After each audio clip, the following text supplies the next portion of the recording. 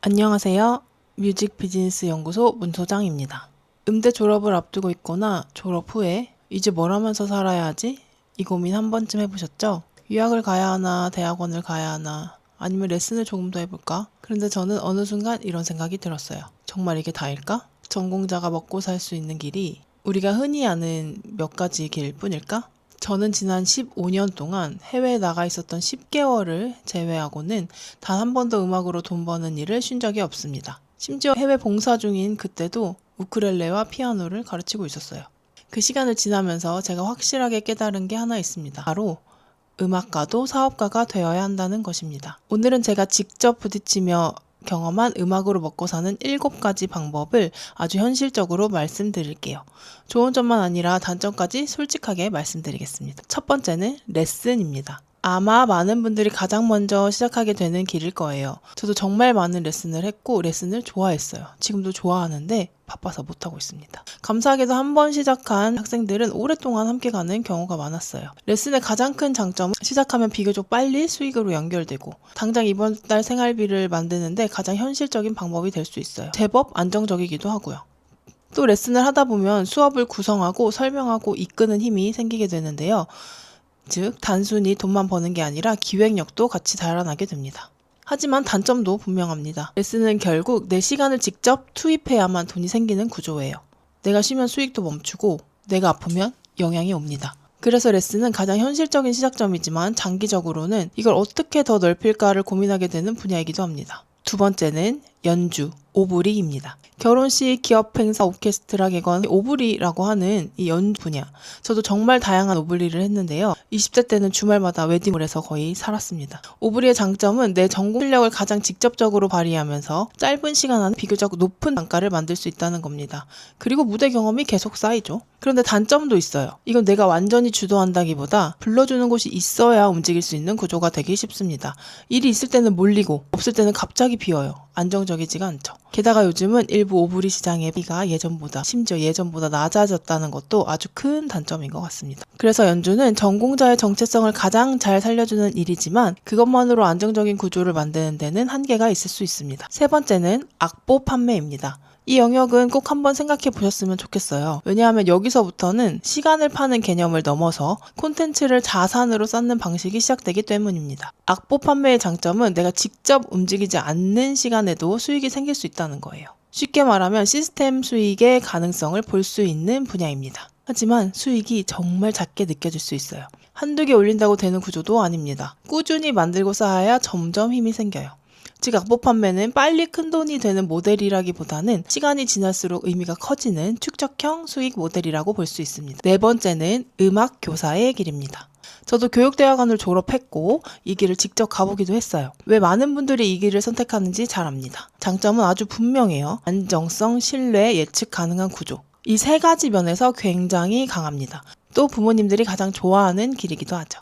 다만 사람에 따라 이 구조가 답답하게 느껴질 수도 있습니다. 특히 저처럼 직접 기획하고 만들고 새로운 모델을 시도해보고 싶은 사람에게는 조직 안에서 움직이는 이 방식이 조금 제약처럼 느껴질 수도 있어요. 그래서 음악 교사는 안정성을 중요하게 생각하는 분께는 아주 좋은 길이지만 사업가 성향이 강한 분에게는 조금 다른 갈증이 생길 수도 있습니다. 무엇보다 이명 너무너무 어렵죠. 계약직은 불안하고요.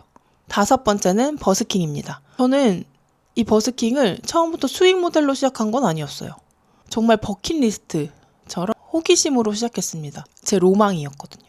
그런데 하다 보니까 생각보다 수익과 연결되는 순간이 있더라고요. 그리고 무엇보다 현장에서 사람들의 반응을 직접 볼 수 있다는 점이 굉장히 매력적입니다. 내 음악이 바로 어떻게 전달되는지, 내가 어떤 분위기를 만드는 사람인지 정말 생생하게 느낄 수 있습니다. 하지만 이건 안정적인 수익 구조라고 보이기는 어려워요. 변수가 정말 너무 많거든요. 그래서 버스킹은 주력 생계 모델이라기보다는 나를 알리고 경험하고 가능성을 시험해보는 경험에 더 가깝다고 생각합니다. 버스킹 너무 재밌으니까 많이들 해보셨으면 좋겠어요. 여섯 번째는 지원 사업입니다. 저는 지원 사업이라는 게 있다는 걸 사실은 좀 늦게 알았거든요. 있다고 하는 걸 안 그 순간부터 매년 도전을 하고 있어요. 지원 사업의 장점은 내 돈을 크게 들이지 않고도 내 이름을 건 공연이나 큰 프로젝트를 만들 수 있는 기회가 됩니다. 내가 머릿속으로 상상하던 그런 공연이나 프로그램을 성대하게 해볼 수 있어요. 한번 프로젝트를 해내면 그 이력 자체가 다음 기회를 만드는 공신력이 됩니다. 하지만 단점이 진짜 확실합니다. 서류 준비, 기획안, 예산안, 정산까지 행정적인 허들이 꽤 높아요. 정말 많이 높아요. 처음 해보면 정말 쉽지 않습니다. 저는 첫 해에는 진짜 울면서 했어요. 울면서. 연주는 너무 재밌었는데 그 정산할 때 정말 너무 힘들더라고요. 그래서 팁을 하나 드리자면 행정을 담당하시는 담당자를 꼭 한 분 따로 두시길 바랍니다. 이렇게 어려운 단점이 있음에도 저는 지원사업은 꼭 경험해보시라고 말씀드리고 싶어요. 다만 거기에만 의지하는 구조는 위험할 수 있습니다. 지원사업이 좋은 기회인 건 분명하지만 내 비즈니스의 전부가 되어서는 절대 안 됩니다. 마지막 7번째는 공연 기획과 찾아가는 음악회 사업입니다. 지금 제가 가장 주력하고 있는 분야이기도 해요. 이 분야의 가장 큰 장점은 단순히 연주자로 참여하는 게 아니라 판 자체를 설계하는 사람이 된다는 겁니다. 연주료만 받는 게 아니라 기획료와 사업 수익까지 연결될 수 있어요. 그리고 무엇보다 내가 가지고 있는 비전과 방향을 무대에 직접 담을 수 있습니다. 물론 그만큼 쉽지 않습니다. 연주만 잘해서 되는 게 절대 아니거든요. 공연 기획, 영업, 마케팅, 고객 관리, 연주자 관리, 운영까지. 그 밖에 기타 등등 정말 많은 걸 함께 봐야 합니다. 중압감도 크죠. 하지만 저는 이 모델이 음악가로서도 사업가로서도 가장 크게 성장할 수 있는 길 중 하나라고 생각합니다. 여러분, 제가 이 많은 걸 직접 경험하면서 느낀 건 딱 하나예요. 음악가도 사업가가 되어야 한다. 이 말이 너무 거창하게 들리실 수도 있어요. 근데 사실 여러분이 지금 하고 있는 레슨, 그것도 사업입니다. 내 수업이 상품이고 학생과 학부모님이 고객이죠.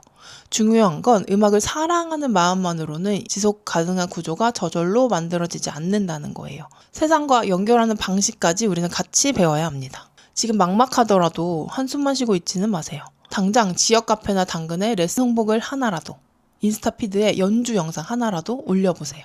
그 작은 행동이 비즈니스의 시작입니다. 나를 세상에 알리는 순간부터 길은 열리기 시작해요. 저는 이제 작곡, 음원 발매, 출간 같은 또 다른 창작 영역으로 비즈니스를 계속 확장해가고 있는데요. 음악을 전공해서 할 수 있는 길은 생각보다 훨씬 많습니다. 너무 단편적으로만 또 사람들의 이야기만 듣지 않으셨으면 좋겠어요. 뮤직 비즈니스 연구소에서는 앞으로 제가 현장에서 직접 부딪히며 쌓은 노하우를 하나씩 천천히 풀어보려고 합니다. 음악 전공이 배고픈 길이 아니라 가슴 뛰는 비즈니스가 되는 법, 저와 함께 연구해 보시겠어요? 구독과 좋아요 부탁드리고요. 댓글에는 지금 당장 내가 할 수 있는 작은 실행 한 가지를 남겨주세요. 가장 궁금한 수익 루트를 적어주셔도 좋습니다. 다음 영상 주제를 정하는데 참고하겠습니다. 지금까지 뮤직 비즈니스 연구소 문소장이었습니다. 감사합니다.